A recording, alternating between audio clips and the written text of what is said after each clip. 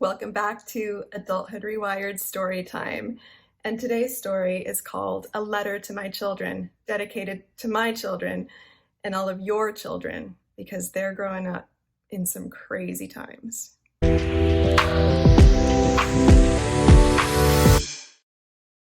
I'll preface today's story time by saying that I wrote this in 2018, just a few years shy of 2020 and all the insanity that ensued and seems to continue.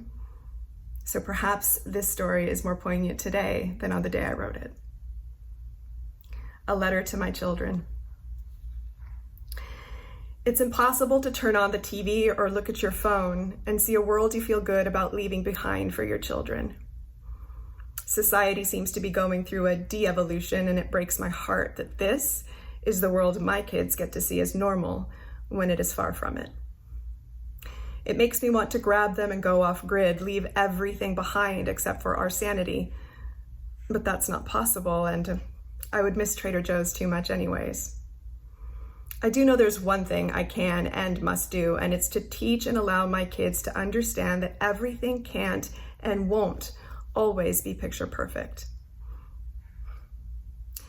That they need to be resilient and learn to find their way in a world that is quite often very unkind. As a mother, it is my innate desire to keep my kids from ever having any negative experience or emotions. However, I know that's impossible and in the long run, detrimental to try and sugarcoat this thing we call life. I know my kids don't always understand why I have the boundaries that I create and set the limits that I do, but I'm not here to gain their approval. I'm here to help them grow strong, body and mind. Someday, I'll show them this letter. For now, I'll let them roll their eyes at me and tell me I'm not being cool, but that's okay. I just get to remind them about how I used to hang out with P. Diddy and Eminem. Dear M&T, I just want you to know how much I love you. I loved you from the moment I saw those two stripes that let me know I was going to be your mom. I loved you when I first heard your heartbeats and felt your rapid little kicks. I loved you when the nurse handed you over and I kissed your minuscule pruny faces. I've loved you every single second of every single day since then, and I'll only continue to love you more.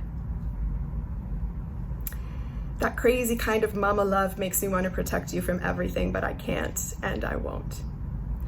I would take a bullet for you. I will do everything I can to keep you healthy mentally, emotionally, and physically. But even though it will kill me, I will have to let you fall sometimes, and I will have to stand by and watch. I will have to trust that you will know how to get back up and dust yourselves off and keep going. Because as your mother and because I love you, I want you to have grit. I want you to be resilient. I want you to be able to survive in a world that is not always going to give you a soft landing. A world that will not always put you on the back, pat you on the back, and tell you you're amazing. And I want you to be able to deal with that. I want you to be able to understand that life is not always fair, that it can be full of disappointments, but that you need to be able to go through that to find the good stuff and to find yourselves. When your teachers, coaches, or mentors tell me that you didn't get that part in the school play, that spot on the sports team, or the highest grade in class, I won't argue with them. I won't be disappointed in you.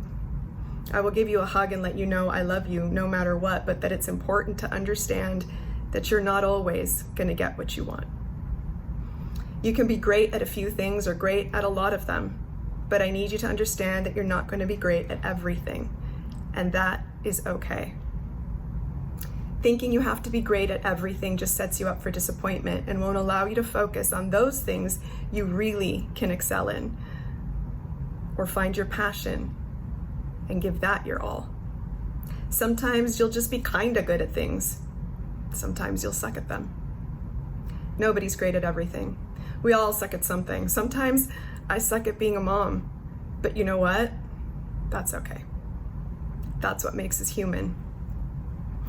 It's what makes us all so beautifully flawed and interesting. It's what helps you understand your own strengths and weaknesses. And that's a part of growing up and becoming a mentally strong and healthy adult, which is what I want you to become. I want you to understand that very few people end up surrounded by yes men. As your mom, I wouldn't wish for that to be a part of your future anyway.